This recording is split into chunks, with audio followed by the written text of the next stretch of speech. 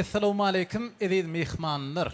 Türkmenistanyň halk artisti Gülşat Gurdowa mehman ýaşamyda ak bagty arzulap şu aýdymy ýerine ýetirýär dinläň, din salyň, lezzet alyň mehmanlar.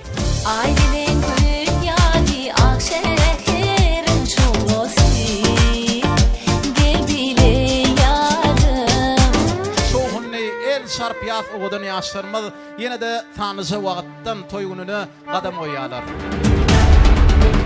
El şarpalyň owadan ýaşlarymyz bilen aramda gelýärler.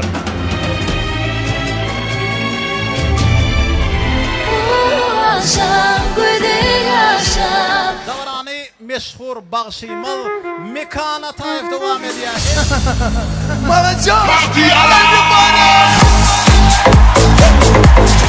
Kendine çık hanada yandıman bir gaydam yok. Sahnanın bilen yarılıp dur. Bugün kaygılar karışıp dur. Oynanlar köp sağ olun, hemmeňize minnetdarlyk bildirýär. Şanyňyz sağ bolsun, ömrüňiz uzak bolsun.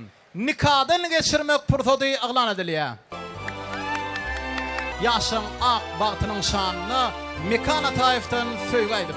Yağmurun almış senin yüzünden nelece yarım. Kemmeler ýanglanýan aýdym sazlarda ýene bir ýoly joşup tan oynýarlar. Gayrıdamı yine bök bolsun kanı. 3, 2, 1, go! Elimde kaçma seni kitayım canım Ayşe. Tergül çemenni ýyňmakdysyň bir saýdýarlar, ondan soňra bagyt ýoluny sary uraýarlar. Anlarsan yaxşan bagty bolsunlar. Şu gapa şu maşgala hemişe toýdyp geldi.